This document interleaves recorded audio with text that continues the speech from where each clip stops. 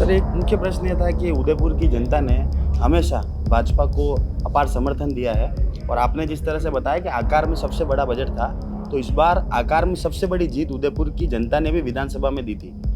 लगभग 33,000 वोटों से प्रत्याशी जीते थे। उसके बावजूद उदयपुर शहर को कुछ ना मिलना, सिर्फ 8 करोड़ रुपए की एक लॉलीपॉप पकड़ाना कि वायर अंडरग्राउंड हो जाएंगे, जबकि 18 वार्ड जिनमें 100 करोड़ के लगभग का बजट पहले दिया गया था, आज तक वहां भी वायर झूलते हुए दिखाई देते हैं। तो सर, ये लॉलीपॉप कब तक दी जाएगी? कांग्रेस इस पूरे बजट को जो है खोखला बजट बता रही है, सिर्फ जुमला बता रही है, इस पर क्या कहना चाहते हैं? उनको एक परंपरा का पालन करना है कि एक अच्छा बजट है उसका विरोध करना है, और वो मेरे ख्याल से रात को टाइप करके सोचते हैं कि कल अपना बयान ये जाएगा। तो मुझे लगता है कि वो रस्म अदायगी है। पिछली सरकार ने और जिस तरीके से राजनीतिक प्रेरणा से जिलों की घोषणा करी बिना किसी प्रावधान के, हमारी दिक्कत ये है कि एक बड़ा कर्जा विरासत में कांग्रेस पार्टी के लोग छोड़ के गए। अभी हमने कई ऐसे वीडियो देखे जिसमें जयपुर हवा महल के जो विधायक हैं उन्हें बार बार घेरते नजर आते हैं। तो आप भी जाट समुदाय से आते हैं, कद्दावर नेता हैं, क्या डोटा सरेच जी का मुकाबला करने के लिए तैयार हैं? मुझे लगता है कि मुकाबले की आवश्यकता नहीं है। उनका फैसला जनता ने कर दिया, उनको सरकार से बाहर हटा दिया और भविष्य में भी वो आने वाले नहीं है। हाँ, ये जरूर है कि दिल बहलाने के लिए गालिब ख्याल अच्छा है, तो बयानों में जिंदा रहेंगे वो लोग। तो भाजपा के पूर्व प्रदेश अध्यक्ष और हरियाणा के प्रभारी सतीश जी पुनिया साहब हमारे साथ है। पुनिया साहब, सबसे पहले तो आपका चैनल पे बहुत बहुत स्वागत है। धन्यवाद। जिस तरह से राजस्थान का बजट आया, क्या कहना चाहते हैं? राजस्थान का बजट अब तक का आकार की दृष्टि से सबसे बड़ा बजट है। 6,53,000 करोड़ से भी ज्यादा का प्रावधान है, यानी पिछले से तुलना करें तो 41% बड़ा आकार है इसका, इसमें बढ़ोतरी हुई है। दूसरा, इस बजट में विकसित राजस्थान की एक झलक दिखती है। आमतौर पर जो बजट होते हैं उसमें चर्चा होती है कि क्या कम किया, कौन से टैक्स कम किए, क्या रिलीफ दी, लेकिन इसमें राजस्थान के एक सामान्य व्यक्ति की मजबूती से लेकर किसी गांव से लेकर किसी शहर की मजबूती साफ तौर पर दिखती है, और इसलिए बुनियादी विकास, शिक्षा, स्वास्थ्य, पर्यटन, खासतौर पर नौजवान और महिलाओं को मजबूत करने की दृष्टि से दिखती है। उदाहरण के तौर पर कि नौजवान पेपर लीक से परेशान थे, पारदर्शी परीक्षाएं हों। सौभाग्य से भजनलाल जी की सरकार में एक भी पेपर लीक नहीं हुआ, जबकि पिछली सरकार पेपर लीक के बदनाम थी, लेकिन सरकार ने और ज्यादा व्यवस्था की आरटीए के जरिए। दूसरा, रोजगार के लिए सरकार पूरे तरीके से प्रतिबद्ध है। 1 लाख रोजगार दिए, 1,26,000 का कैलेंडर जारी कर दिया, यानी सरकार प्रतिबद्ध है। महिलाओं के लिए लखपति दीदी को और स्वयं सहायता समूह को और ज्यादा लोन देकर उनको स्वरोजगार की तरफ प्रेरित करें। तो बुनियादी विकास में भी सरकार कहती है कि हम आने वाले समय में 42,000 किलोमीटर से भी ज्यादा सड़कें बनाएंगे, 6,500 गाँव को हर घर नल की योजना से जोड़ेंगे। कुल मिलाकर ये बजट बुनियादी विकास, शिक्षा, स्वास्थ्य, पर्यटन, युवा, महिला, किसान, इन सबको समर्पित है। सर, एक मुख्य प्रश्न ये था कि उदयपुर की जनता ने हमेशा भाजपा को अपार समर्थन दिया है और आपने जिस तरह से बताया कि आकार में सबसे बड़ा बजट था, तो इस बार आकार में सबसे बड़ी जीत उदयपुर की जनता ने भी विधानसभा में दी थी। लगभग 33,000 वोटों से प्रत्याशी जीते थे।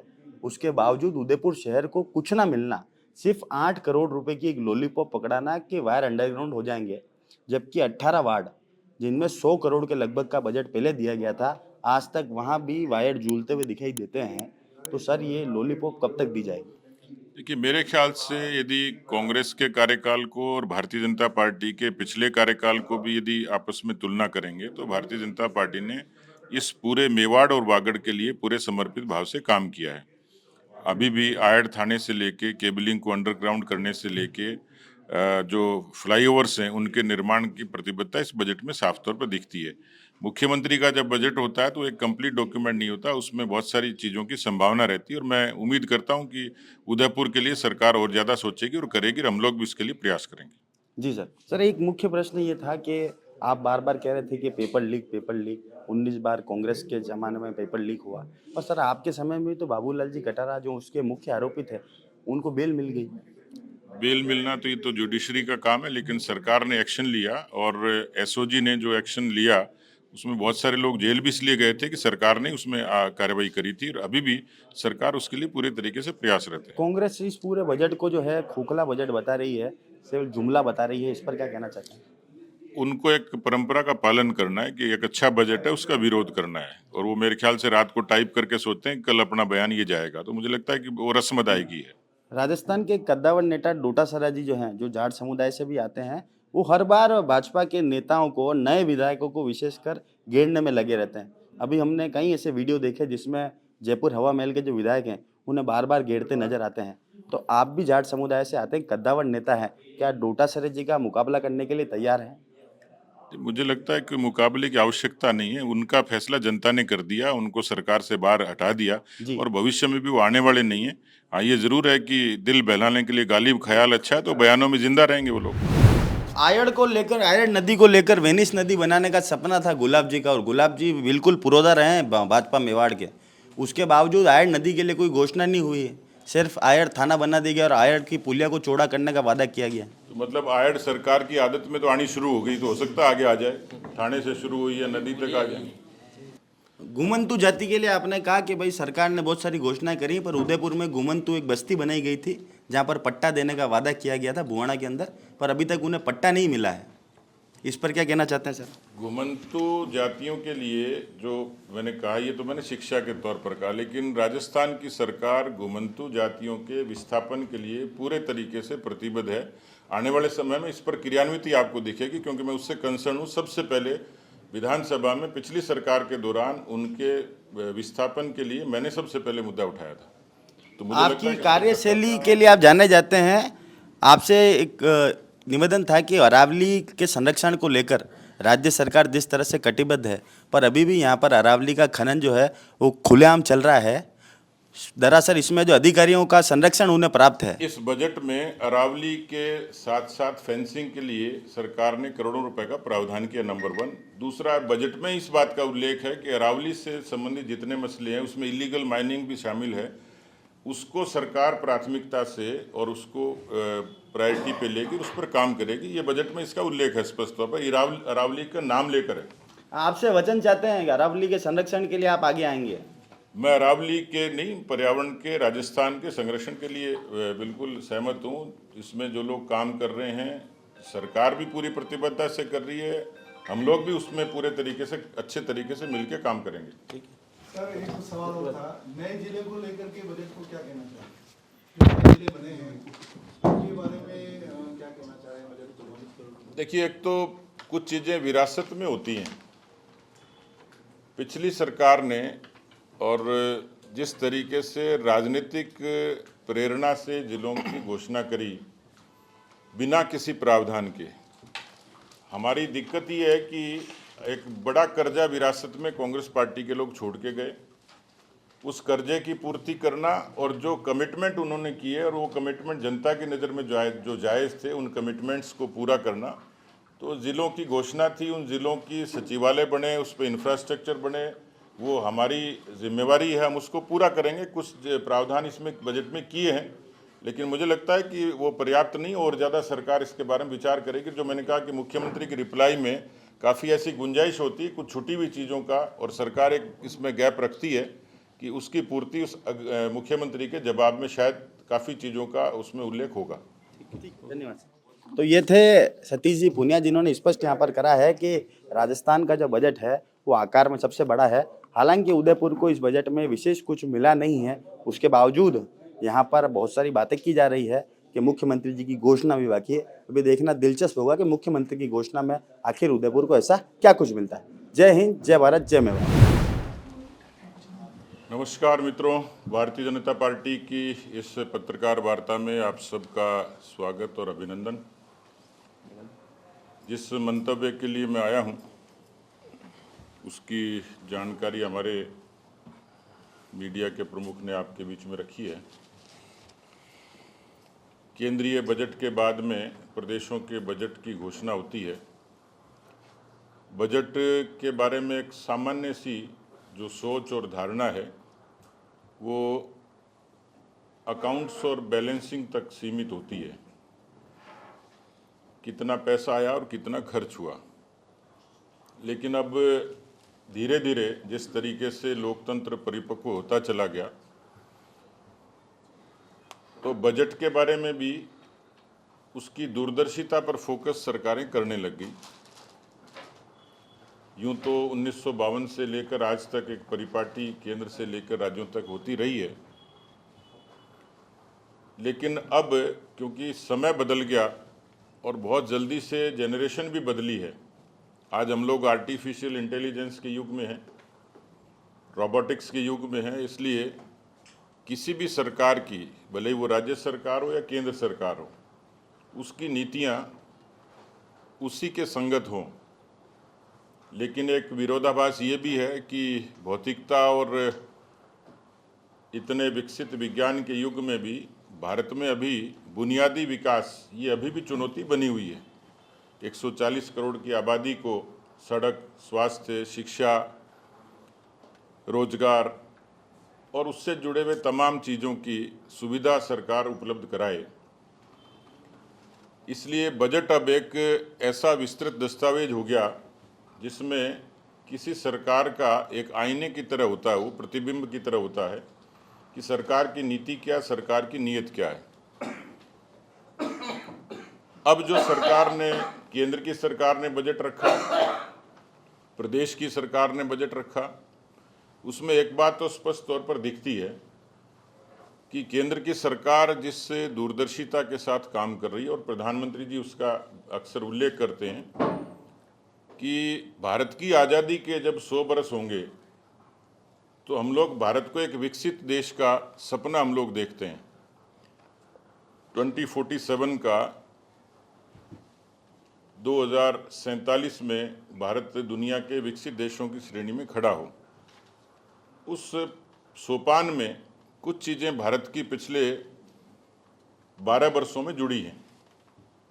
हम लोग कोई समय दुनिया की 11वीं अर्थव्यवस्था होते थे, लेकिन आज मुझे ये कहते हुए प्रसन्नता है कि क्रमिक रूप से भारत आज दुनिया की चौथी बड़ी अर्थव्यवस्था बनी है और हम लोग तीसरी अर्थव्यवस्था के लिए प्रयासरत हैं।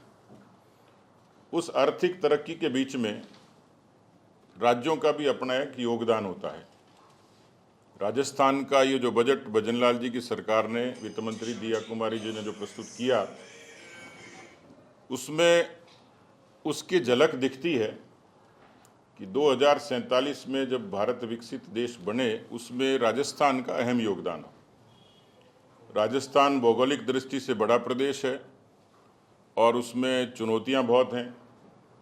खासतौर पर बुनियादी विकास की चुनौती क्रमिक रूप से रही है। कुछ समय अनुकूल, परिस्थिति अनुकूल ऐसी चीज़ें हुई जिसने प्रदेश के और भौतिक विकास को तरक्की दी। उदाहरण के तौर पर प्रधानमंत्री ग्राम सड़क योजना जैसी योजनाओं ने राजस्थान को एक अच्छे रोड नेटवर्क से, गांव से शहरों को जोड़ा। 65,000 किलोमीटर से भी ज़्यादा सड़कों का निर्माण उस दौर में वाजपेयी जी ने जो शुरुआत की, नेशनल हाईवेज का डेवलपमेंट हुआ, रेलवे में हुआ।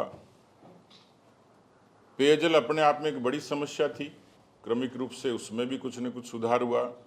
स्वास्थ्य की दृष्टि से जो हमारा रूरल हेल्थ है, कोविड के बाद सरकारों ने फोकस करना शुरू किया, उसमें थोड़ा इम्प्रूवमेंट हुआ है, लेकिन अभी भी डिमांड बाकी है। तो इस भजनलाल जी की सरकार के इस बजट में एक बात तो साफ दिखती है कि ये बजट हो सकता है आंकड़ों के लिहाज से, सहूलियत के हिसाब से, क्योंकि जब बजट आता है तो लोग ये देखते हैं क्या कम किया, क्या घटाया और क्या दिया। पर मुझे लगता है कि ये जो बजट है, ये सीधे सीधे इसमें वो दिखता है कि ये बजट 2047 में एक विकसित राजस्थान और विकसित भारत की संकल्पना लिए हुए है। और इसलिए बजट में जो मुख्य जो चीज़ें होती हैं, उसमें 10 फैक्टर्स पे राजस्थान की सरकार ने फोकस किया है। पहला, इंफ्रास्ट्रक्चर, अवसंरचना, जिसकी मैंने उल्लेख किया कि अभी भी उसकी आवश्यकता है। दूसरा, प्रदेश के नागरिक, उनकी एक सामाजिक सुरक्षा, जिसमें बहुत सारे छोटे छोटे कारक होते हैं, और उनके जीवन स्तर में सुधार कैसे हो।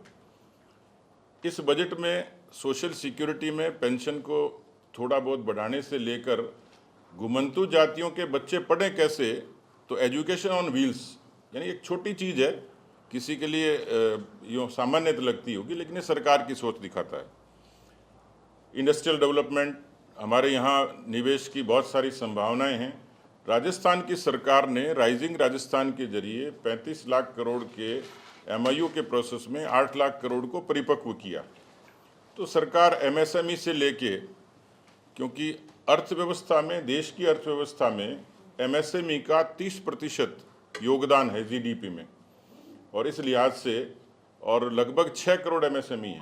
राजस्थान में भी 25 लाख से ज़्यादा MSME काम करती है। तो राजस्थान में जो हमारा औद्योगिक विकास है उसको गति और तरक्की कैसे मिले, इस पर फोकस है बजट में। हमारा मानव संसाधन और युवा शक्ति, क्योंकि किसी भी प्रदेश की जो वहाँ की जो तरक्की है, वहाँ की जो कम्युनिटी है, उसको ताकत देने के लिए 4 फैक्टर्स पे फोकस अक्सर किया जाता है: महिला, गरीब, किसान और युवा। इसमें मानव संसाधन और युवा शक्ति पे फोकस हुआ है। चिकित्सा, स्वास्थ्य, जैसे मैंने आपको जिक्र किया। पर्यटन राजस्थान के हिसाब से काफ़ी महत्व रखता है, और इसलिए इस बजट में शेखावाटी की हवेलियों के संरक्षण से लेके और डेजर्ट सर्किट को विकसित करने की संकल्पना भी बजट में है। सुशासन और डिजिटल प्रशासन, जो मैंने कहा कि सरकार की सोच को ही दिखाता है, तो आर्टिफिशियल इंटेलिजेंस के जरिए खेती में नवाचार कैसे हों, इस पर भी फोकस है। खेती में सुधार, उसी 10 फैक्टर्स जो बताए सरकार ने। ग्रीन बजट, जिसमें आज की आवश्यकता है कि पर्यावरण के संरक्षण को और प्रदूषण की चुनौतियों को निपटने के लिए सरकारें करें क्या। और टैक्स रिफॉर्म्स, लोगों को करों का बोझ भी ज़्यादा नहीं लगे, टैक्स का कलेक्शन ठीक हो और वो इकोनॉमी को बूस्ट करें। कुल मिलाकर इन 10 बातों पर थी। तो इस बजट की जो विशेषताएं, जो कल मुख्यमंत्री जी ने भी अपनी प्रेस ब्रीफिंग में जिसका इंडिकेशन किया था बाकी लोगों के जरिए, हालांकि आप लोग बहुत कुछ उस पर लिख चुके हैं, लेकिन इस बजट की एक बड़ी खूबी यह है कि ये अब तक का सबसे बड़े आकार का बजट है। 6,10,956 करोड़ रुपए का ये बजट है, जो पिछले बजट की तुलना में 41% ज़्यादा है। इसी तरीके से ग्रेजुअली, कोई समय था जब आज से 10 बरस पहले राजस्थान के प्रति व्यक्ति की आय 1.7 लाख होती थी, आज 2.2 लाख से भी ज़्यादा होगी। जो मैंने इंफ्रास्ट्रक्चर का जिक्र किया, उसमें सर्वाधिक निवेश पूंजीगत व्यय राजस्थान की सरकार करेगी, जो होगा 53,978 करोड़ रुपए, इसका प्रावधान है। चिकित्सा और स्वास्थ्य में भी 32,000 करोड़ का व्यय राजस्थान की सरकार करेगी। शिक्षा, क्योंकि हम लोग मानते हैं कि एक बुनियाद है और उस पर आजकल फोकस है, 69,000 करोड़ रुपए का प्रावधान इसमें किया गया है। कृषि में सर्वाधिक, क्योंकि कोविड के दौरान भी खेती एक अकेला सेक्टर था जिसमें लगभग 3% की वृद्धि उस समय बरकरार थी, जिसने योगदान दिया उस समय की अर्थव्यवस्था में। इसलिए खेती पर फोकस किया। 1,19,408 करोड़ रुपए का प्रावधान खेती में किया गया, जो पिछले साल से 7% ज़्यादा है। मैंने ग्रीन बजट का उल्लेख किया, जिसमें 33,000 करोड़ रुपए का इसमें कहा गया है इस सरकार के इस बजट में, प्रस्तुत बजट में। नौजवानों के लिए, क्योंकि हमारे यहाँ अक्सर पिछली सरकार इस बात के लिए बदनाम थी कि 19 पेपर लीक ने और कांग्रेस पार्टी की उस मौजूदा सरकार को अपने आप में राजस्थान के नौजवानों के लिए सपने जो तोड़ने जैसा काम था। तो इस बार प्रतियोगी परीक्षाओं को पारदर्शी और बेहतर तरीके से करें, तो इसमें राजस्थान स्टेट टेस्टिंग एजेंसी, जो हमारी NTA है, नेशनल टेस्टिंग एजेंसी, उसी की तर्ज पर, जिसको पहले नरेगा कहते थे, अब जीराम जी हो गया, जीराम जी में भी 4,000 करोड़ रुपए का प्रावधान सरकार ने इसमें किया है। महिलाओं को खास तौर पर अच्छी बात यह है कि दूसरे प्रदेशों की सरकारें भी, केंद्र की सरकार भी, लेकिन राजस्थान की सरकार ने लखपति दीदी से भी आगे जो गांव की महिलाएं हैं उनमें, और ख़ास तौर पर हमारे जो सेल्फ हेल्प ग्रुप हैं, उनको ताकत देने के लिए उनकी ऋण सीमा को 1 करोड़ तक कर दिया, और जो लखपति दीदी हैं उस सीमा को भी 1.5 करोड़ तक कर दिया। कर्मचारियों के लिए उनके वेतनमान से लेकर उनकी अपनी समस्याओं के समाधान, उनको सुनवाई और निराकरण, इसके लिए एक समिति का प्रावधान इसमें कहा है। जो उस समिति के बाद में शेखावाटी में यमुना जल की अक्सर चर्चा होती है, 32,000 करोड़ रुपए का उसमें प्रावधान किया है। जल जीवन मिशन, क्योंकि पिछली सरकार, जब केंद्र की सरकार ने 47,000 करोड़ रुपए का प्रावधान किया, लेकिन उस समय की मौजूदा कांग्रेस पार्टी की सरकार के दौरान, और बाद में कालांतर में तो वो चीज़ें उजागर हो गई, उस समय के तत्कालीन जल संसाधन मंत्री को जेल जाना पड़ा, चीफ इंजीनियर को जेल जाना पड़ा, ठेकेदार को जेल जाना पड़ा। ये एक किस्म से बात तो लोकतंत्र की जाती है, लेकिन किस तरीके से केंद्र की प्रवर्तित योजनाओं को विफल करने की साजिश पिछली बार रची गई और जल जीवन मिशन को ठीक तरीके से मूर्त रूप नहीं दे पाई पिछली कांग्रेस पार्टी की सरकार। लेकिन इस बार की सरकार ने इसमें 45,000 करोड़ रुपए का प्रावधान करके 65,500 गांवों को जोड़ने का और इसमें लक्ष्य दिया है। एक बड़ी बात, क्योंकि हमारे यहाँ सड़कों की डिमांड राजस्थान में लगातार बनी रहती है। हालांकि क्रमिक रूप से 250 की आबादी तक भी जोड़ने का लक्ष्य सरकारों ने अलग अलग समय पर लिया, जोड़े भी। लेकिन इस बार सरकार ने और भी बहुत महत्वाकांक्षी तरीके से 42,000 किलोमीटर राजस्थान में सड़कों का विस्तार किया जाएगा। इस सरकार ने प्रतिबद्धता दिखाई है। कुल मिलाकर इस बजट को मैं कह सकता हूं कि 4 बातों पर फोकस किया कि जो सामान्य व्यक्ति है, महिला है, युवा है और खेती से जुड़े हुए जो चीज़ें, उन पर फोकस करके इस बजट को आपके समक्ष रखा है। मेरे ख्याल से जो बजट की जो बुनियादी बातें थी, क्योंकि आप लोग इस पर चर्चा कर चुके, बहुत कुछ लिख चुके, इसलिए जो मुख्य फोकस करने वाली चीज़ें थी, लेकिन मैं ये मानता हूँ कि बजट के सारे विश्लेषण और सारी चीज़ों की चर्चा के बाद ये ज़रूर लगेगा एक आम आदमी में भरोसा पैदा करने वाला बजट है। और इसमें आंकड़े नहीं हैं, लेकिन एक विश्वास इसमें दिखता है, एक प्रगतिशीलता दिखती है, एक भरोसा दिखता है कि आने वाले समय में इस बजट से राजस्थान के विकास को गति मिलेगी। धन्यवाद।